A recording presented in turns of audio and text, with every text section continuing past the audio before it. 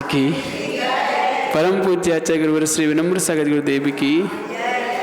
हाँ, कल हम जान रहे थे कि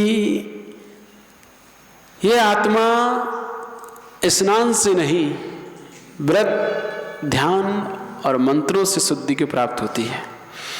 तो जो मुनिराज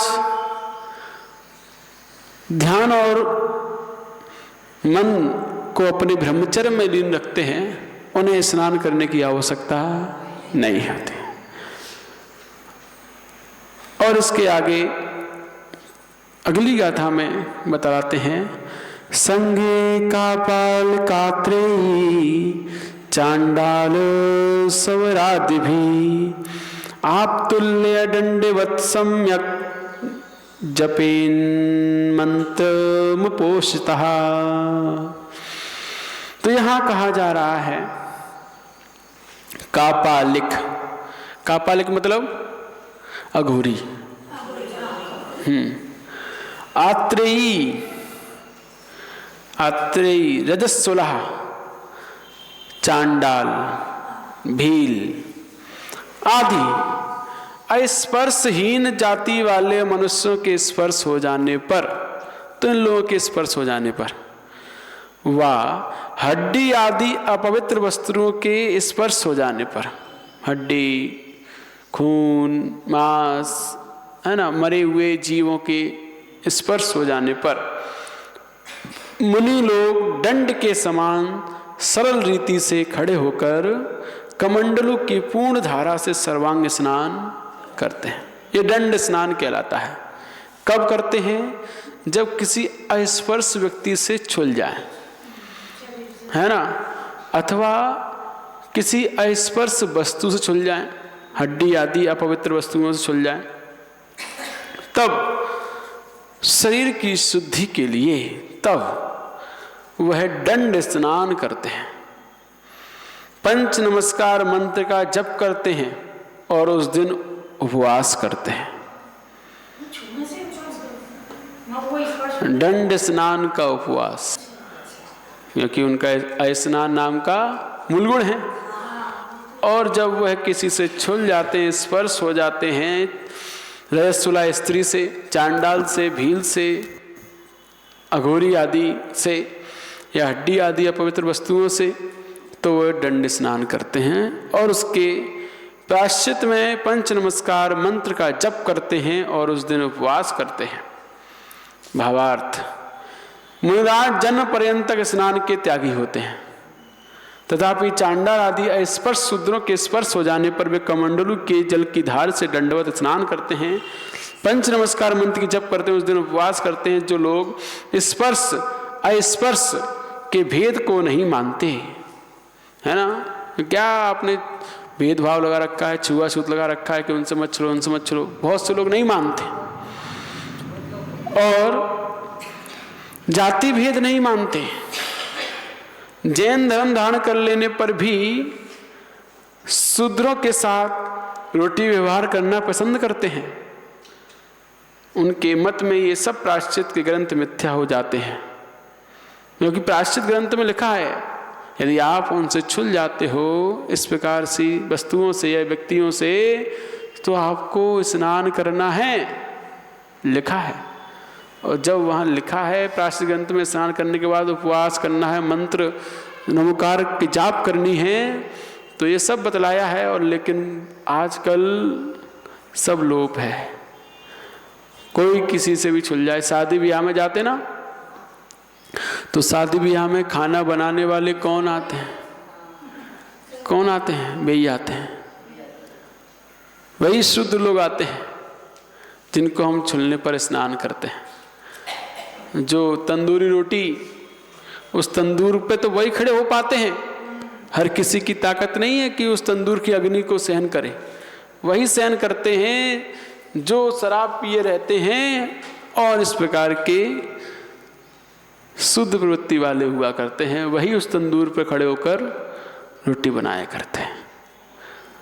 तो ऐसा हमने अपनी आंखों से देखा है कि जो व्यक्ति सुबह नाली साफ करता है, झाड़ू लगाता है, वही व्यक्ति शाम को शादी विवाह में सबको रोटी खिला रहा है, पूरी जैन समाज को, और जैन समाज पूरी उस रोटी को लेने के लिए लड़ रही है, लाइन लगा रही है उसको पाने के लिए, उसके सामने कि मुझे दो पहले, मुझे दो, उसके सामने इस प्रकार से।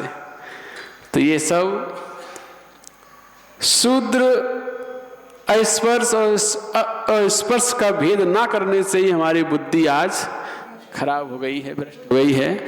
हम समझ नहीं पा रहे हैं कि किस प्रकार से हमारे अंतरंग में आचार विचार विशुद्धि बने, तो उसके लिए कोई चिंतन ही नहीं है। इसीलिए कहीं भी खाओ पियो, कोई विकल्प नहीं करते। किसी भी होटल में चले जाते हैं, खाते पीते हैं, क्या पूछते हो कि कौन हो तुम, ब्राह्मण हो, क्षत्रिय हो, वैश्य हो, कौन हो, पूछते कभी? चले गए होटल में, खा पी आए, कोई नहीं पूछता। तो इसीलिए तो कहने का मतलब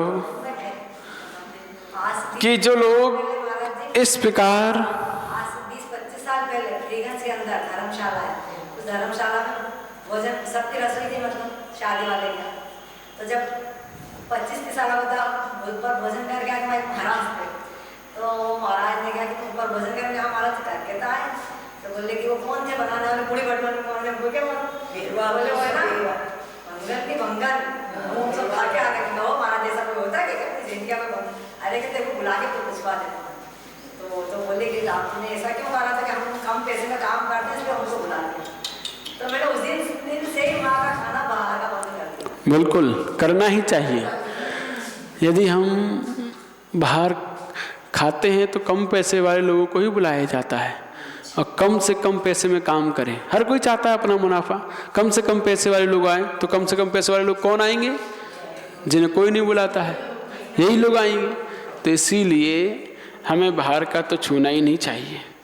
तो इस प्रकार हमें ध्यान रखना चाहिए कि उनके मत में ये सब प्रायश्चित ग्रंथ मिथ्या हो जाते हैं, जिनके स्पर्श से स्नान के सदा त्यागी मुनियों को भी स्नान करना पड़ता है। ऐसे अस्पर्श शूद्र कभी स्पर्श नहीं हो सकते।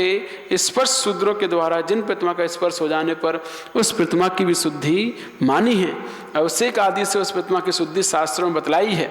इसलिए स्पर्श अस्पर्श भेद जाति व्यवस्था व वर्ण व्यवस्था माने बिना मोक्ष मार्ग कभी नहीं टिक सकता है। इसलिए वर्ण व्यवस्था जैन धर्म का मुख्य अंग समझना चाहिए।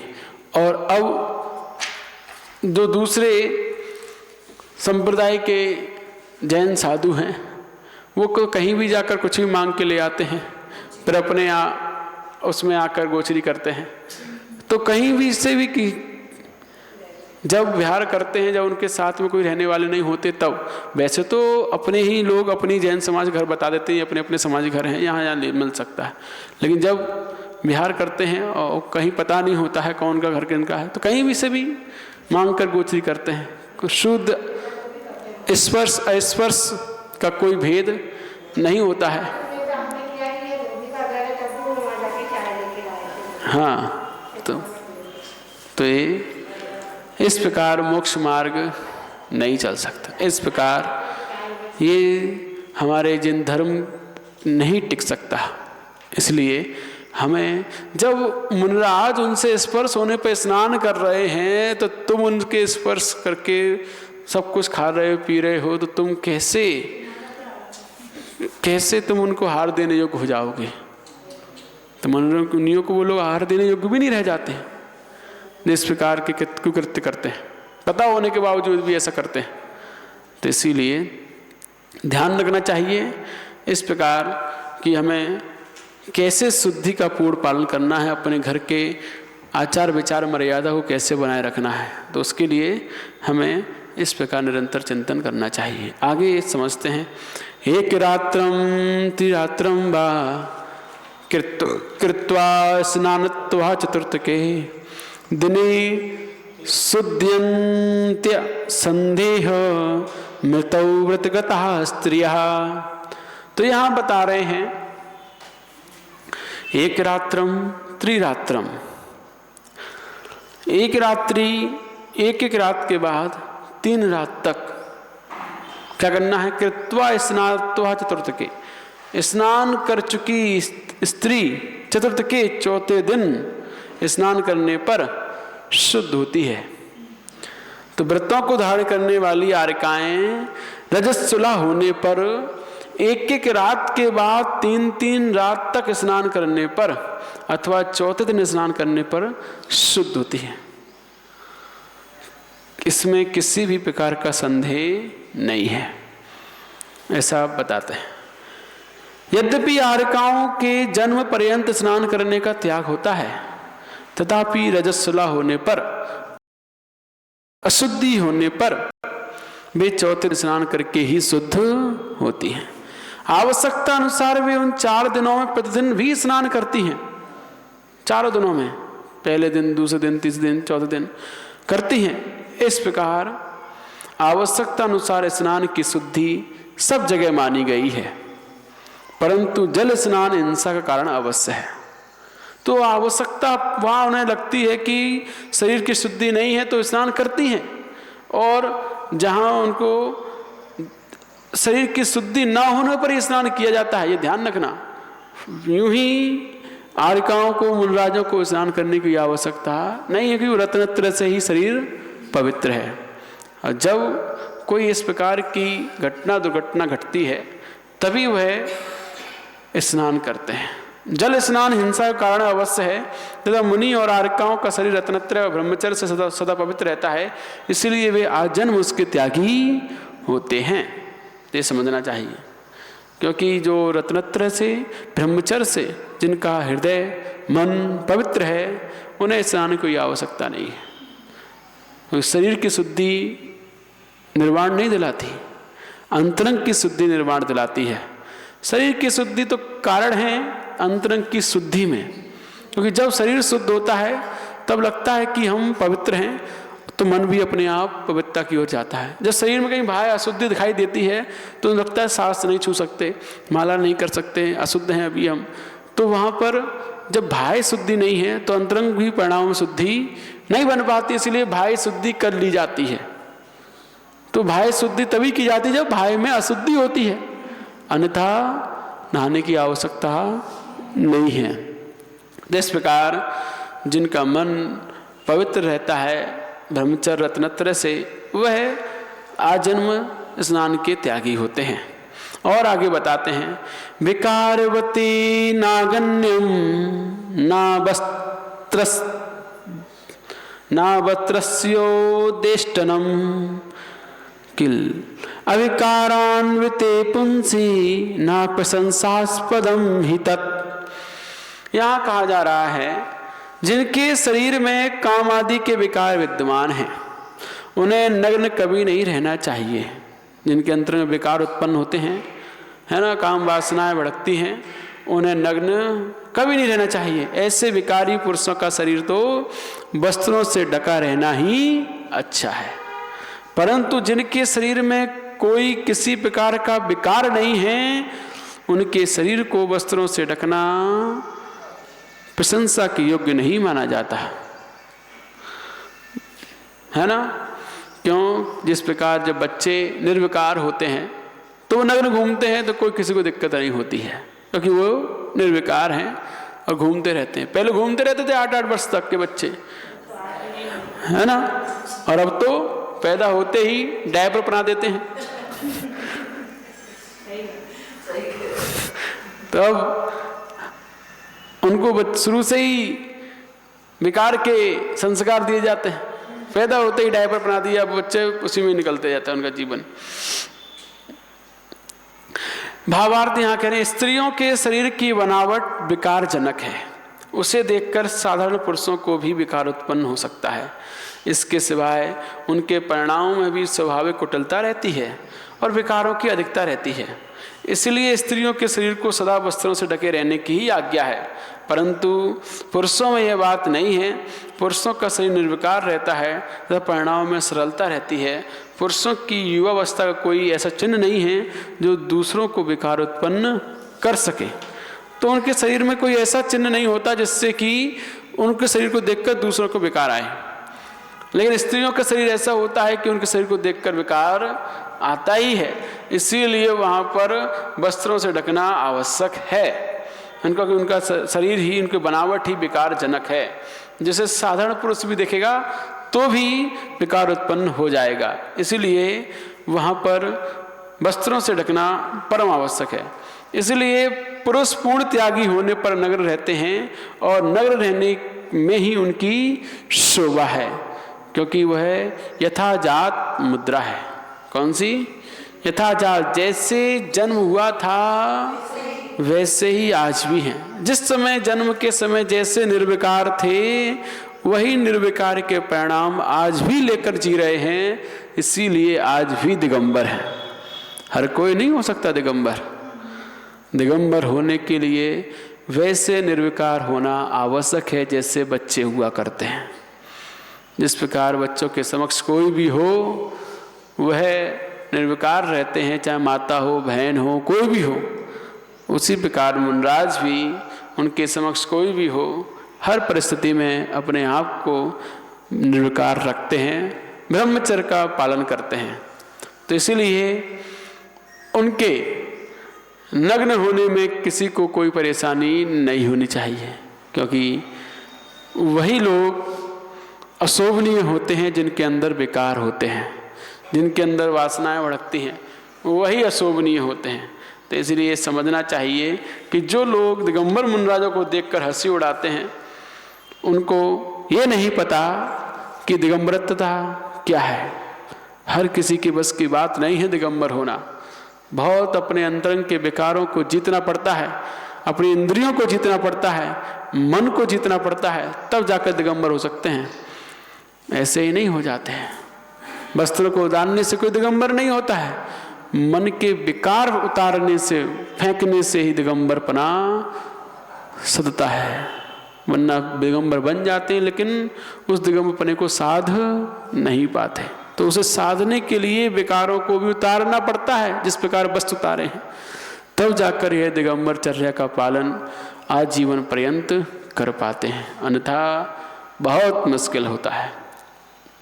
और जिनको ये बात पता नहीं होती वही दिगंबर वेश को देखकर आपत्ति जताते हैं, वही उसकी हंसी उड़ाते हैं। ऐसे लोग मिथ्या दृष्टि ही होते हैं, जो इस निर्विकार स्वरूप को, यथाजात स्वरूप को गलत बताते हैं, क्योंकि उन्हें सम्यक तत्व की पहचान है ही नहीं है कि सम्यक रूप क्या है।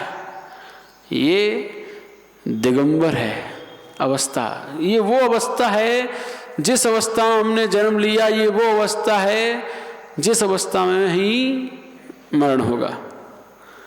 और ध्यान दें, ये दिगंबर अवस्था वो अवस्था है चाहे कोई सा भी धर्म हो, हिंदू, मुस्लिम, सिख, ईसाई,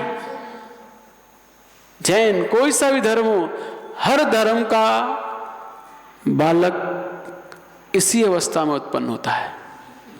ये वो अवस्था है ना। तो इसीलिए ये यथाजात अवस्था, ये शाश्वत अवस्था है, ये कोई नई नहीं, शाश्वत है। तो इसीलिए ऐसी अवस्था को वही लोग उपवास उड़ाते हैं जिनके अंतरंग में निर्विकारता के गुणों का आभास नहीं होता, वैराग के गुणों का आभास नहीं होता, वितरागता के गुणों का आभास नहीं होता। वही लोग अपनी अज्ञानता में इस प्रकार के कुकृत्य किया करते हैं, और ऐसे अज्ञानी लोग संसार में यूं ही भटकते रहा करते, दुखों को पाया करते हैं। और इसके आगे समझते हैं, न सभ्रायास्ते भुक्तिर स्थिर्भुक्ति स्थिर्नापि विमुक्तये किंतु संयमी नामेशा प्रतिज्ञान ज्ञान चक्षुषा। यहाँ कह रहे हैं अब तीसरी बात, जो खड़े होकर आहार करते हैं उसकी बात। ना तो बैठकर भोजन करने से नरक की प्राप्ति होती है और ना खड़े होकर भोजन करने से मोक्ष की प्राप्ति होती है, परंतु ज्ञान रूपी नेत्रों को धारण करने वाले संयमी पुरुष खड़े होकर भोजन करने की प्रतिज्ञा कर लेते हैं। क्यों कर लेते हैं? तो बता रहे हैं, मुनीश्वर लोग यह प्रतिज्ञा कर लेते हैं कि जब तक शरीर में खड़े होने की शक्ति है, शक्ति रहेगी, तभी तक ही आहार ग्रहण करेंगे, अन्यथा समाधि मरण धारण करेंगे, आत्मा का कल्याण करेंगे। इस प्रतिज्ञा के अनुसार वे खड़े होकर आहार करते हैं कि जब तक इन घुटनों में, जब तक इन पैरों में दम है, शक्ति है खड़े होने की अपने दम पर, तभी तक इस शरीर को आहार दूंगा, तभी तक आहार करूंगा, उसके बाद समाधि मरण धारण करूंगा। इसीलिए खड़े होकर आहार करते हैं। खड़े होकर आहार करने से मोक्ष नहीं होता है, खड़े होकर आहार करने से मोक्ष हो जाएगा। तो इसीलिए, क्योंकि ये शक्ति की परीक्षा है कि शरीर में शक्ति है कि नहीं है रत्रत्रय पालन करने की। यदि रत्रत्रय पालन करने की शक्ति नहीं है तो इस शरीर को क्यों खिलाऊं, क्यों इस शरीर के साथ जीऊं जब इसमें रत्रत्रय पालन करने की योग्यता बची ही नहीं, तो इसको क्यों ना छोड़ूं। तो उस समय समाधि में धारण करते हैं। और दूसरा कारण ये भी है कि खड़े होकर आहार करने से कभी भी पूरा पेट नहीं भरता, फुल पेट आहार नहीं होते, हमेशा कम आहारी होते हैं भूख से खड़े होकर आहार करने से, क्योंकि 24 घंटे में एक बार आहार कर रहे हैं और वो भी खड़े होकर करना है। तो अब वहाँ पर गैस एसिडिटी बनती ही बनती है, 24 घंटे में एक बार कुछ जाएगा तो अब उसको हम खड़े हुए हैं तो उसको सेट नहीं कर सकते। बैठे होते तो यूँ सेट कर लो, यूँ हो जाओ, यूँ हो जाओ, ऐसे हो जाओ, वैसे हो, तो अपने भोजन को सेट हो जाता है, फिर चल जाता है। लेकिन खड़े खड़े कैसे करें, नहीं कर पाते हैं। तो वहाँ भर पेट आहार होता ही नहीं है, ऊनोदर ही होता है खड़े होकर आहार करने पर।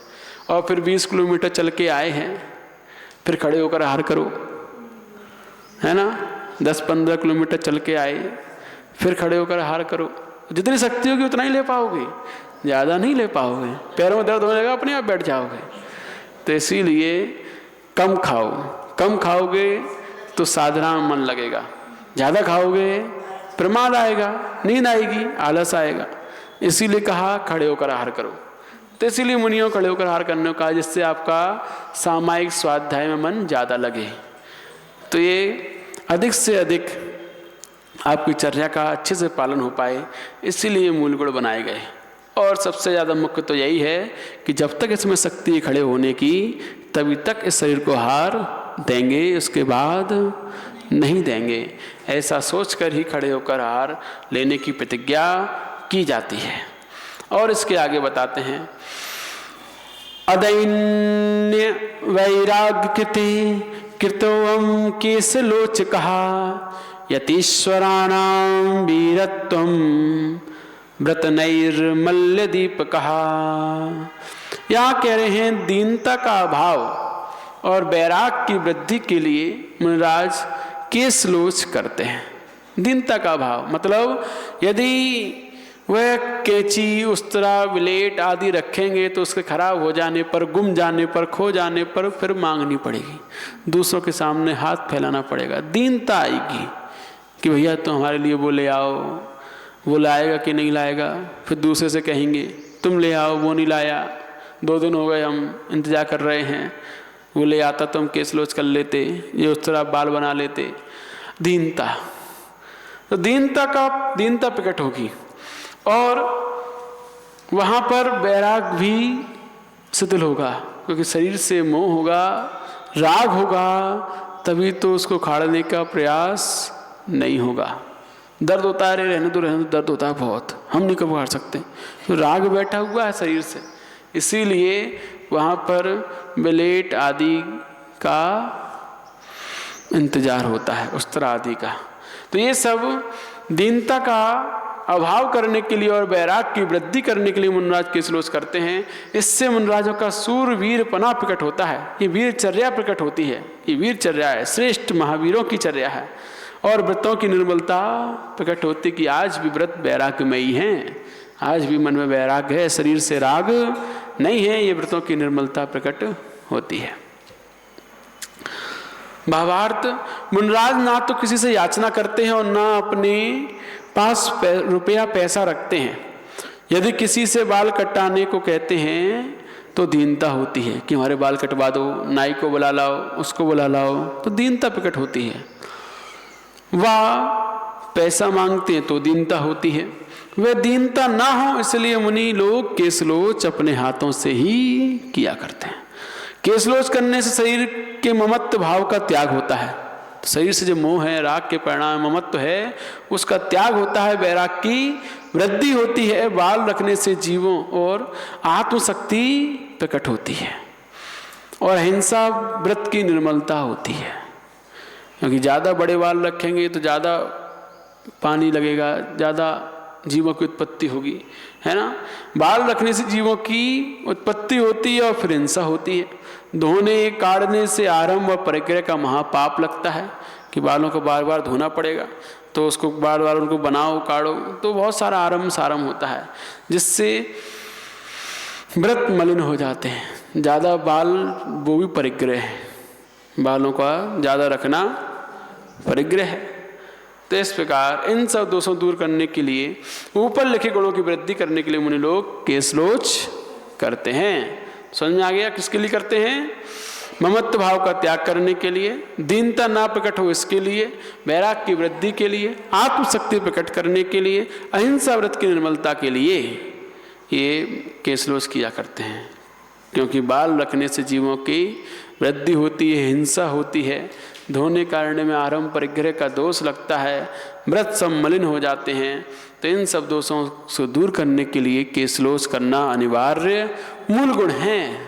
ये चौथे काल से लेकर आज तक जिन आज्ञा के अनुसार इसका पालन होता आ रहा है और करते रहेंगे। कब तक?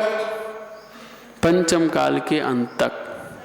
मुनिराज, शक्ति भले ही हीन होती जाएगी, लेकिन उन परिसों को जो परिस चौथे काल में सहे जाते थे, वो आज भी सहन करते हुए सब मूल गुणों का पालन शक्ति सह करने का प्रयास करेंगे। तो बस अंतर इतना था कि पहले के तीर्थंकर पंच मुट्ठी 5 मुट्ठी में यूं खाड़े यूं खाड़े यूं खाड़े यूं खाड़े और यूं खाड़े, खत्म 5 मुट्ठी में ही सारे बाल उखाड़ के फेंक देते थे। दाढ़ी मूछे थी नहीं तो उसके उखाड़ने थे नहीं, बस बाल ही बाल थे तो 5 मुट्ठी में उखाड़ के फेंक देते थे। ताकत थी,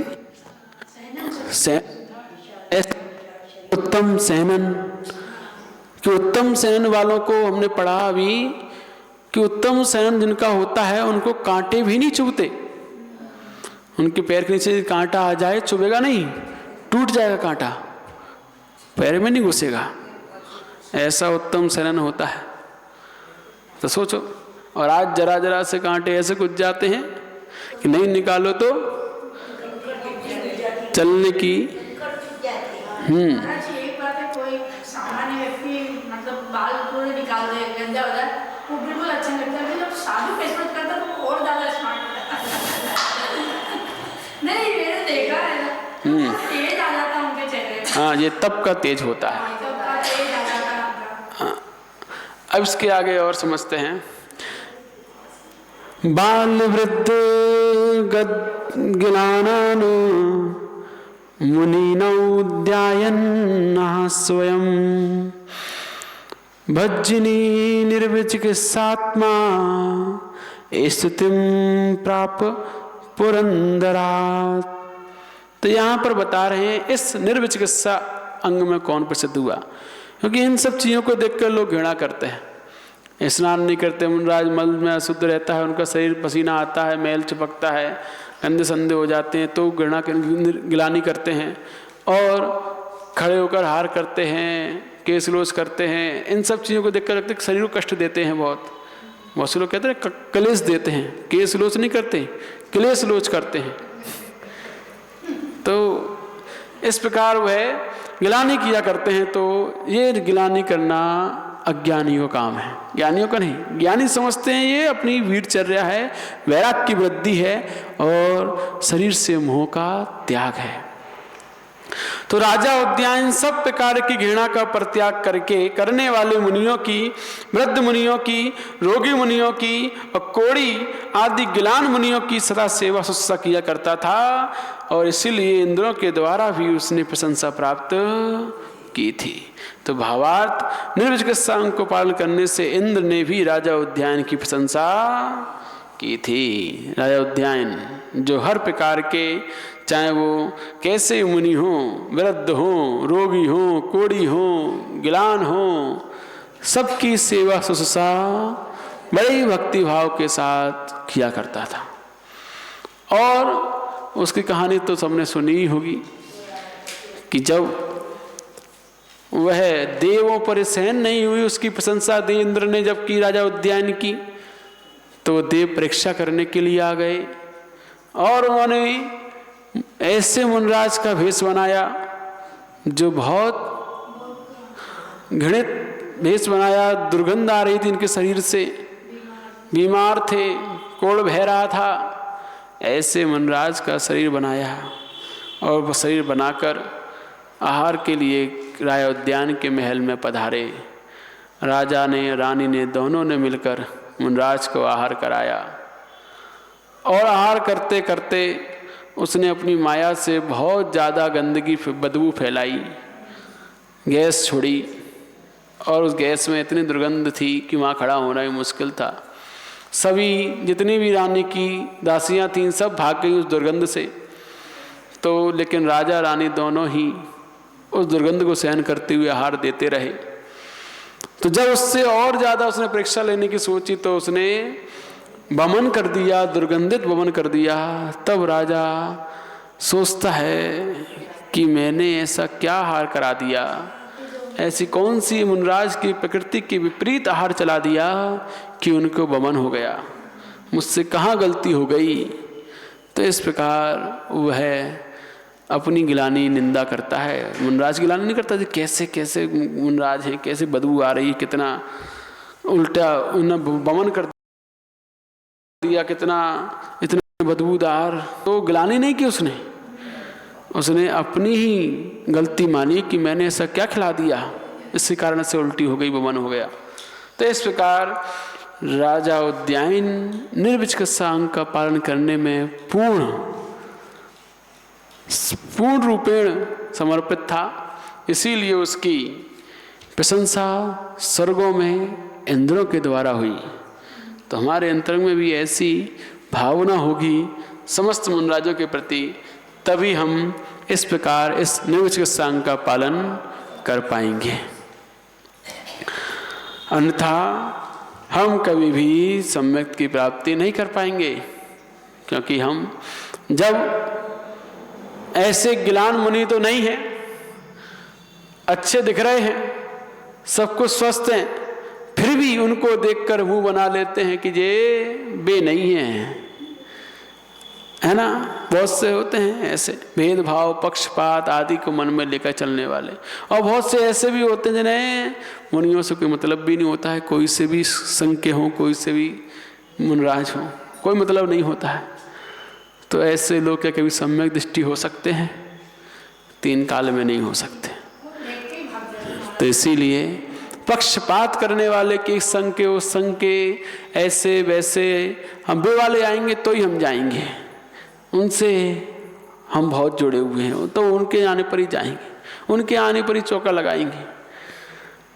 और दूसरे आएंगे तो क्या उन्हें भूखे रखोगे? क्या उन्हें ऐसे ही कह दोगे जाओ? तो इसका मतलब अभी हमारे हृदय में सम्यक्त के लक्षण नहीं है, अभी हम बहुत दूर हैं सम्यक्त से। अभी हमारे अंतरंग में राग द्वेष बहुत अधिक है, और जहाँ राग द्वेष अधिक होता है, कसाय बलवती होती हैं, वहाँ ये सम्यक्त भटकता नहीं है।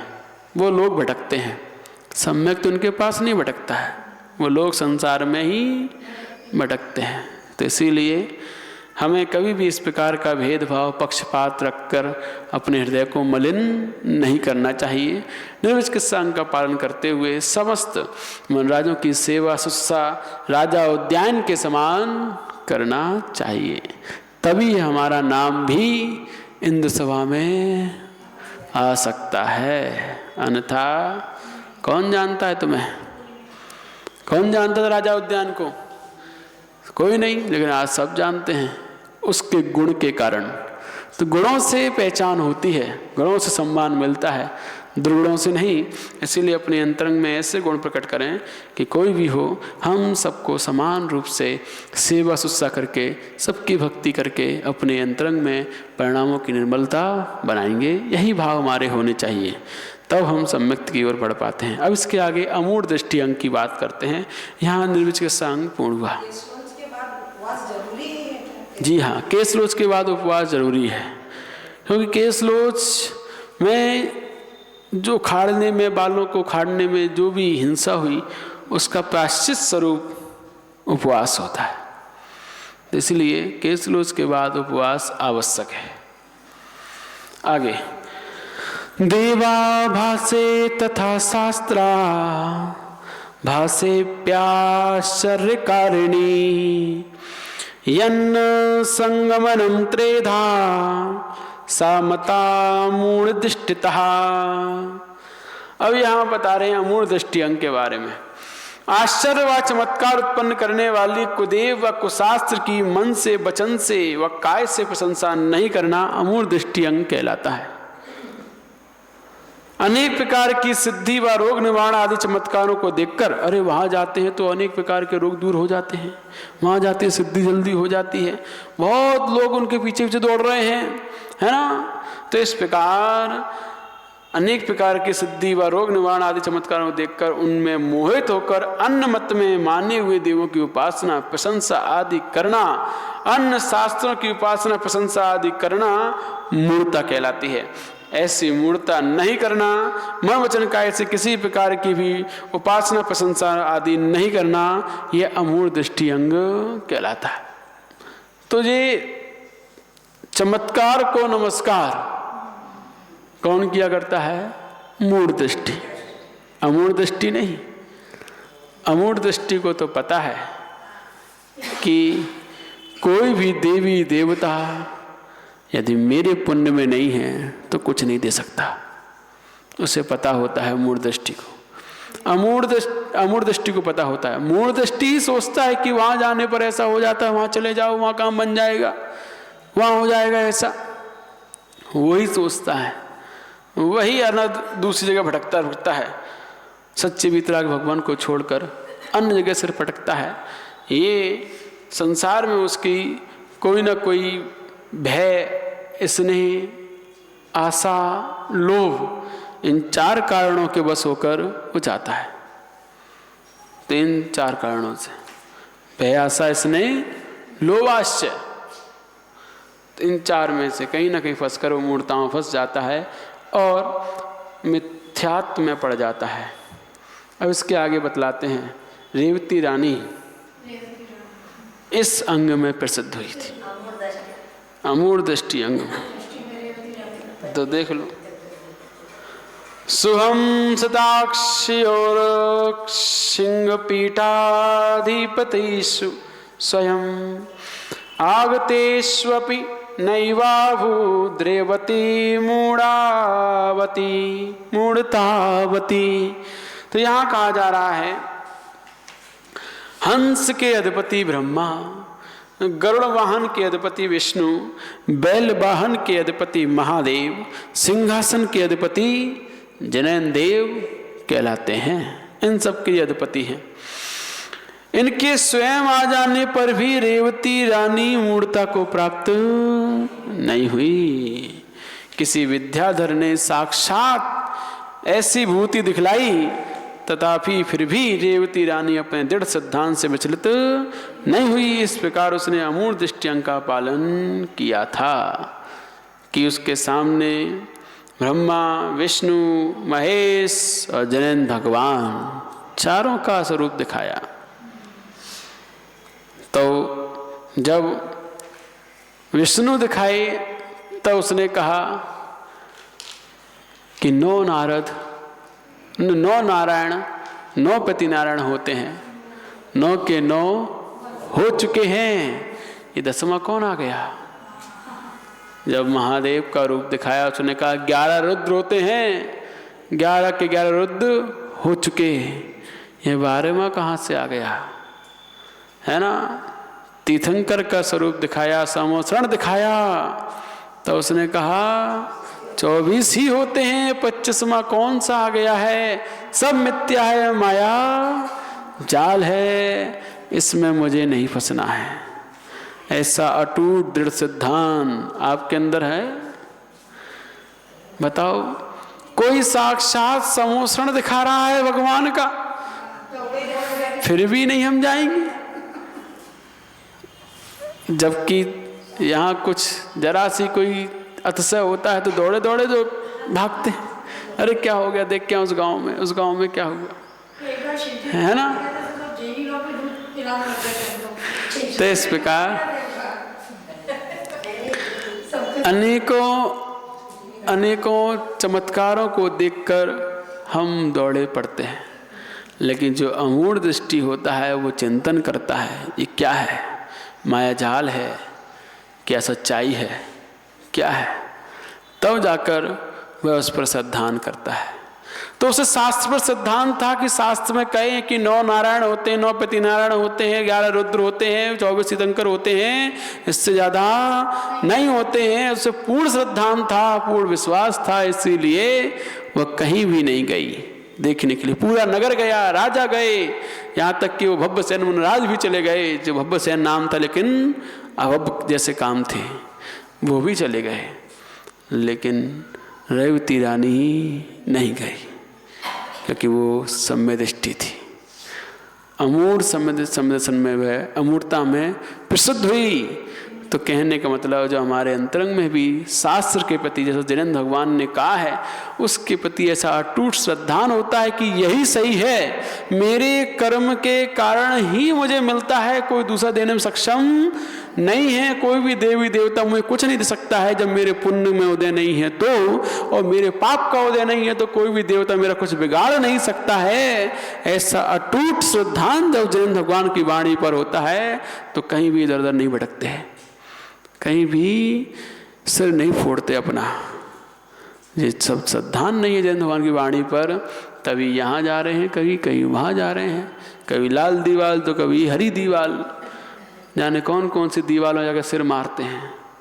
तो इस प्रकार हम मूर्ताओं में घूमते रहते हैं और इस संसार में फिर घूमते रहते हैं। इसीलिए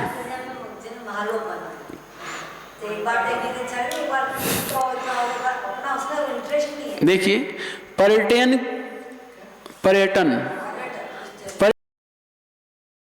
की दृष्टि से तो हम कहीं भी जा सकते, लेकिन श्रद्धान की दृष्टि से हम कहीं नहीं जाते वीतराग भगवंतों को छोड़कर, है ना। पर्यटन क्षेत्र की अपेक्षा समझो कि वो घूमने का स्थान है तो चले जाओ बस, और अपेक्षाओं से जाओगे तो कहीं ना कहीं दोष लग जाता है। ठीक है, समझ में आ गया। आगे उपगुहन की बात आती है। धर्म कर्म रतैर्देवा दाप्त दोषस्य जन्मिनः वाच्यतांगोपनम प्राहो रार्या सदुपगुहनम। तो यहाँ कह रहे हैं धर्म के मार्ग में या धर्म के आचरणों में सदा लीन रहने वाले किसी भव्य जीव से देव योग से, देव योग माने देव नहीं, दैव योग से, दैव योग माने कर्म के उदय से कोई दोष हो जाए या कोई अपराध बन जाए तो उससे होने वाली निंदा को छिपाना, प्रकट नहीं करना उपगुहन अंग कहलाता है। कि धर्म के मार्ग में जो धर्मात्मा निरंतर लगा रहता था, धर्म आचरण में सदा लीन रहता था, आज कर्म का उदय ऐसा हुआ कि वह भटक गया, गलत कार्य करने लगा, मन उसका उचट गया, तो अब उससे पूरे जिन शासन की निंदा ना हो जाए, उससे होने वाली जो निंदा है पूरे कुल की, पूरी परंपरा की, उस निंदा को छिपाना, प्रकट नहीं करना ही उपगुहन अंग है। यही समझदारी है। ये समझदार लोग ही किया करते हैं, मूर्ख लोग नहीं, ना समझ लोग नहीं करते।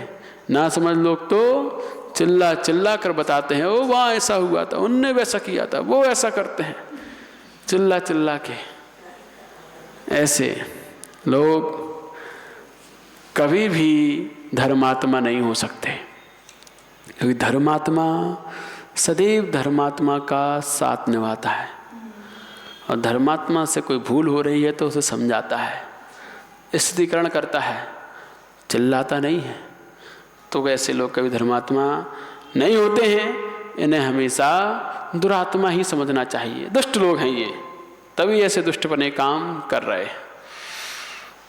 तो उपगुहन अंग करना किसके लिए?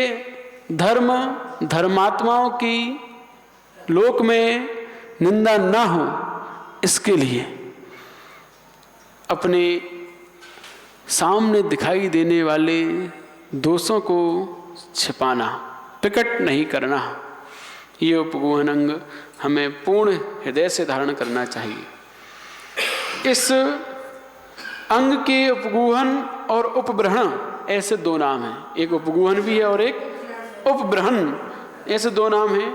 धर्मात्माओं के दोषों को छिपाना उपगुहन है और धर्म की वृद्धि करना उपब्रहण है।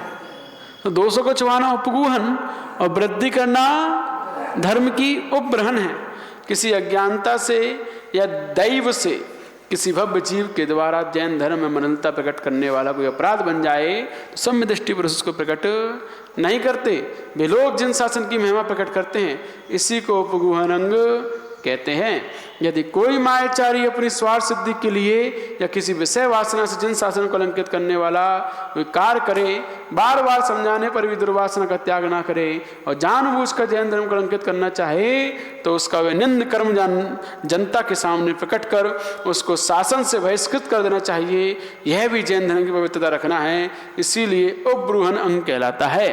तो जो लोग मना करने पर कि तुम्हें ये सब नहीं बतलाना है, फिर भी वो अपनी मायाचारी प्रकट करते हुए अपनी स्वार्थ की सिद्धि करने के लिए, अपने आप को श्रेष्ठ बताने के लिए दूसरों की निंदा आलोचना करता है और दूसरों के कलंक लगाता है, ऐसे लोग को जन शासन से निष्कासित कर देना चाहिए। तभी हमारे धर्म की वृद्धि है, क्योंकि वो हमारे धर्म में निरंतर कलंकित कर रहा है, निरंतर उसमें कमियां खोज रहा है। तो ऐसे लोगों को जो खुद को श्रेष्ठ बताने के लिए दूसरों में कमियां ढूंढते हैं, दूसरों को नीचा दिखाते हैं, दूसरों की बुराइयां करते हैं, दूसरों के अपराधों को उजागर करते हैं, ऐसे लोग श्रेष्ठ लोग नहीं दुष्ट लोग कहे जाते हैं। तो ये लोग कभी भी सम्य दृष्टि नहीं हो सकते हैं।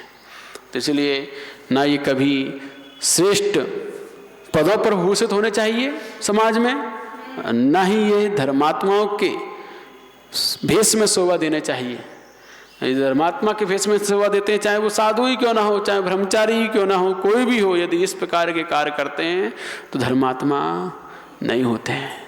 क्योंकि धर्मात्मा की सोच साधर्मी से जुड़ी रहती है। वो साधर्मी को जानते हैं कि साधर्मी को किस प्रकार से संभालना है, कैसे उसका स्थिरीकरण करना है, किस प्रकार से धर्म की समाज को एक साथ लेकर चलना है। ये धर्मात्मा की सोच होती है। और दुष्टात्मा की सोच कि दूसरों के दोषों को उजागर करके, दूसरों को नीचा दिखाकर स्वयं को श्रेष्ठ बताना कि हम देखो कितने श्रेष्ठ हैं, वो कैसे लोग हैं, वो ऐसा करते हैं, वो वैसे हैं, हम कितने अच्छे हैं। इस प्रकार जिसकी भावना है वो कभी धर्मात्मा नहीं पापात्मा हुआ करता है। अंतिम गाथा आज की। धर्मो भी वृद्धनीयोयम भावैस्तैर्मार्दवादिभिः परस्य गोपनीयं च दूषणं स्वहितैषिणः। अपनी आत्मा के हित की वृद्धि चाहने वाले भव्य जीवों को उत्तम क्षमा मार्दवादी आत्मा के श्रेष्ठ भावों के द्वारा धर्म की वृद्धि करनी चाहिए तथा अन्य साधर्मी पुरुषों के दोषों को छिपाना चाहिए। यही उपगुहन और उपब्रहण नाम का अंग है। इस प्रकार उत्तम क्षमा आदि भावों से निरंतर धर्म की वृद्धि करो, दूसरों को क्षमा करो, विनम्र रहो, दूसरों के प्रति सरल रहो, संतोषी बनो, मन की शुद्धि करो। यही इन शौच आदि धर्म से, इन उत्तम क्षमा आदि धर्म से ही हम धर्म की वृद्धि करते हैं, धर्म की प्रभावना करते हैं। और यही उपब्रहण नाम का गुण है, उपगुहन नाम का अंग है। तो ये हमें समझना चाहिए। तब जाकर हम सम्यक्त को अपने अंदर प्रकट कर सकते हैं। अब इसके आगे हम कल समझेंगे। आज के लिए इतना ही। जय बोलिए परम पूज्य आचार्य श्री उमा स्वामी महामंडराज की, परम पूज्य आचार्य विनम्र सागर गुरुदेव की। अतः प्राणिक स्वाध्याय निष्ठापन क्रियायाम पूर्वाचारण क्रमेण सकल कर्मक्षयार्थम भाव पूजा वंदना स्तव समेतम श्री शुद्ध भक्ति कायु सर्गम कुर्वेहम।